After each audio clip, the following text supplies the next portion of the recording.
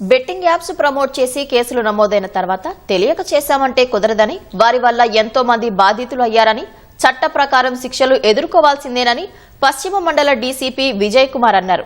Panjagutta PS లో 11 మందిపై కేసులు నమోదు చేసినట్లు ఆయన తెలిపారు. ఎవరైనా బెట్టింగ్ కు పాల్పడినా, ప్రమోట్ చేసినా కేసులు నమోదు చేస్తామన్నారు. బాధితులు తమకు ఫిర్యాదు చేస్తే చర్యలు తీసుకుంటామంటున్న పశ్చిమ మండల డీసీపీ విజయ్ కుమార్ తో ఈటీవీ ముఖాముఖి. బెట్టింగ్ యాప్స్ని ప్రమోట్ చేయడం వల్ల వాటిని చూసి చాలామంది అందులో పెట్టుబడులు పెట్టడం, కొన్ని జీవితాలు నాశనమయ్యాయి, దాదాపు చాలామంది అప్పులు పాలయ్యారు. సో ఇప్పటికి కూడా ఈ ప్రమోషన్ జరుగుతూనే ఉంది.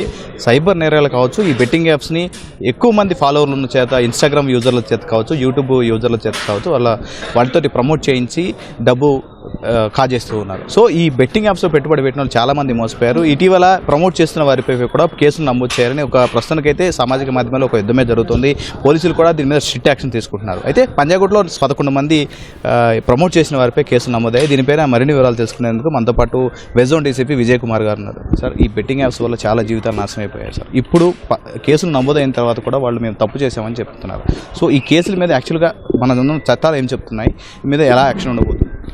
మొదటిగా తెలంగాణ రాష్ట్రంలో betting in any form, gaming, ఈ గేమ్ ఆఫ్ ఛాన్సెస్ అన్నీ ప్రొహిబిటెడ్. తెలంగాణ గేమింగ్ యాక్ట్ ప్రకారంగా ఫిజికల్గా బెట్టింగ్ ఏర్పాటు చేయడం కానీ, ఆన్లైన్లో చేయడం కానీ అది చట్ట వ్యతిరేకం, నిషేధ చేయబడిన యాక్టివిటీ ఇది. కాబట్టి ఇప్పుడు వాళ్ళు కేసు బుక్ అయిన తర్వాత మాకు ఇప్పుడు బుద్ధి వచ్చింది, మనకు తెలియదు అని వాళ్ళు ఇన్నోసెంట్ ప్లే చేస్తే లాభం లేదు. ఇప్పటి వరకు వాళ్ళు చేసిన చట్ట వ్యతిరేక పని వల్ల చాలామంది డబ్బులు కోల్పోయారు, ఆస్తులు కోల్పోయారు, చాలా డ్యామేజ్ కూడా జరిగింది. అక్కడక్కడ రాష్ట్రంలో చాలామంది అన్ఎంప్లాయిడ్ యూత్ ఈ బెట్టింగ్ యాప్లో డబ్బులు పెట్టి మోసపోయి సూసైడ్ కూడా చేసుకున్నట్టు మనకు వార్తలు ఉన్నాయి. కాబట్టి ఇప్పటి నుంచి వాళ్ళు అసలుగా చేయకూడదు, అది మంచిది. కానీ ఇప్పటి వరకు వాళ్ళు చేసిన దానికి వాళ్ళు ఎవిడెన్స్ ప్రకారంగా మనం ఇన్వెస్టిగేట్ చేసి కోర్టులో ఛార్జ్షీట్ దాఖలు చేయాల్సి ఉంటుంది.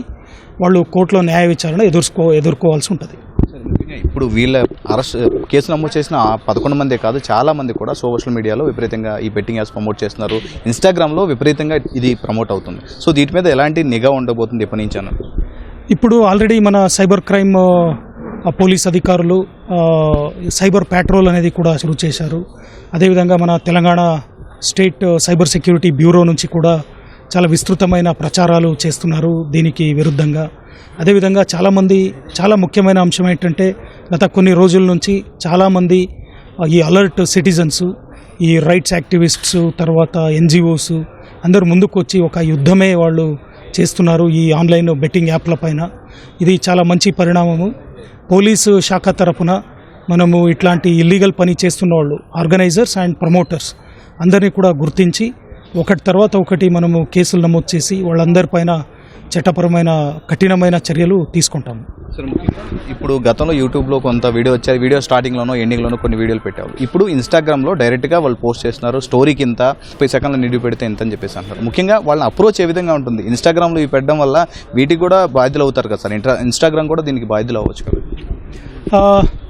ఇన్ఫర్మేషన్ టెక్నాలజీ యాక్ట్ ప్రకారంగా సోషల్ మీడియా ప్లాట్ఫామ్స్ ఇంటర్మీడియరీస్ వాళ్లకు ఒక చట్టంలోనే ఒక మినహాయింపు ఉంటుంది. ఆ ఇంటర్మీడియరీ ఆ ప్లాట్ఫామ్ని వాడుకొని ఎవరైతే పోస్ట్ పెడతారో ఆ పోస్ట్లో ఉన్న కంటెంట్కి ఆ పెట్టిన వాళ్లే బాధ్యులు. కాబట్టి ఇన్స్టాగ్రామ్ని, గూగుల్, యూట్యూబ్ వాళ్ళని మనము దూషించలేము నేరుగా. కానీ ఇట్లాంటివి మనము వాళ్ళకి రాసినప్పుడు వాళ్ళు చట్ట ప్రకారంగా వెంటనే వాటిని తీసేయాలి, బ్లాక్ చేయాలి. అవి చేస్తున్నారు. బట్ ఇంకా వాళ్ళు తీసుకోవాల్సిన చర్యలు, ప్రికాషనరీ మెజర్స్ ఎంతో ఉంది. ఇండియా లాంటి దేశంలో చాలా అన్ఎంప్లాయ్మెంట్ ఉంటుంది, చాలా పేదరికతనం ఉంటుంది. ఇక్కడ చాలా కష్టపడి సంపాదించిన డబ్బులను ఎవడో ఒకడొచ్చి వీడియో పెట్టి మభ్యపెట్టి దోచుకొని వెళ్ళిపోతే వాళ్ళు ఆత్మహత్య చేసుకోవాల్సిన పరిస్థితి ఉంటుంది. కాబట్టి ఈ ఇంటర్మీడియరీస్కు కూడా ఇటువంటి మోరల్ ఆబ్లిగేషన్ ఉంటుందని నేను భావిస్తాను.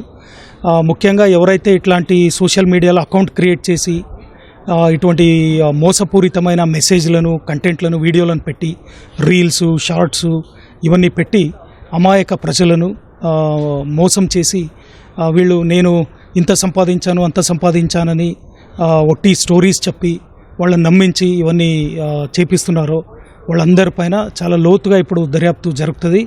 ప్రతి ఒక్కరిపైన కూడా చాలా కఠినంగా చర్యలు తీసుకుంటాం. సార్ ముఖ్యంగా గతంలో డిజిటల్ అరెస్ట్ మీద విపరీతంగా అవగాహన కల్పించాం, మీడియా నుంచి మేము, తర్వాత పోలీసులు కూడా అవగాహన కల్పించాం. ఇప్పుడు దీని మీద ఇప్పుడు ఒక అలర్ట్ వచ్చింది, దీని మీద ప్రజలకి ఎలాంటి అవగాహన అవసరం అంటారు సార్?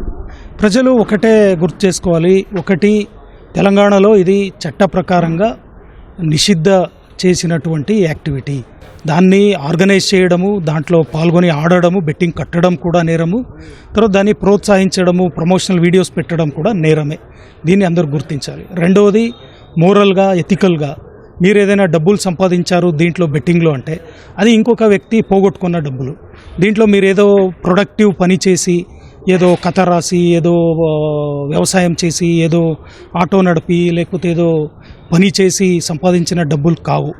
ఇవి ఒక దృష్టిలో చూస్తే చాలా మోసపూరితంగా సంపాదించిన డబ్బులే అవుతాయి. కాబట్టి దీన్ని అందరూ అర్థం చేసుకోవాలి. తొందరగా డబ్బులు వస్తాయి, ఎక్కువ డబ్బులు వస్తాయి, సంపాదించవచ్చు అంటే మీకు ఏదో ఒక రోజు ఒక 10,000, 20,000, లక్ష రావచ్చు. ఇంకో రోజు 10 లక్షలు పోతాయి, మీరు మునిగిపోతారు. కాబట్టి మీరు పక్కా మోసపోతారు.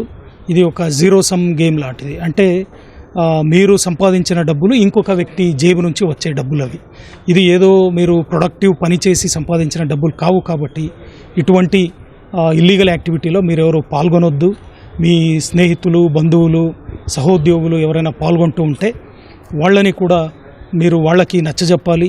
ఇట్లాంటి వాటి నుంచి దూరంగా ఉండాలని మీరు వాళ్ళని కోరుకోవాలి.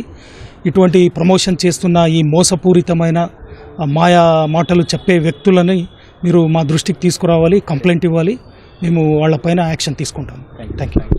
సో బెట్టింగ్ యాప్స్ ఎవరైతే ప్రమోట్ చేస్తారో వాళ్ళ మీద స్ట్రిక్ట్ యాక్షన్ ఉంటుంది. ఒకవేళ కనుక వీళ్ళు తాము ఇప్పుడు తప్పు చేసాం, తెలియక ప్రమోట్ చేసామని కనుక వాళ్ళు చెప్తే కనుక వాళ్ళు చేసిన డ్యామేజ్కి వాళ్ళ ద్వారా ప్రజలు నమ్మి బెట్టింగ్ యాప్లో పెట్టుబడి పెట్టిన మోసపోయిన వాళ్ళకి వాళ్ళ ఇలా చేయించడానికి వాళ్ళు బాధ్యత వహించాల్సిందే అని చెప్పేసి వెస్ట్ జోన్ డీసీపీ చెప్తున్నారు. దీంతో పాటుగా ప్రమోట్ చేసిన ఎవరైనా సరే వాళ్ళని కేసులో నిందితులుగా చేరుస్తాము, సుమోటోగా కావచ్చు. తర్వాత ఎవరైతే ఫిర్యాదుదారులు ఉన్నారో వాళ్ళందరూ కూడా కంప్లైంట్ చేయండి, మీకు వాళ్ళ మీద స్ట్రిక్ట్ యాక్షన్ తీసుకుంటామని చెప్పేసి west zone DCP Vijay Kumar చెప్తున్నారు. సురేష్తో నాగార్జున, ఈటీవీ న్యూస్, హైదరాబాద్.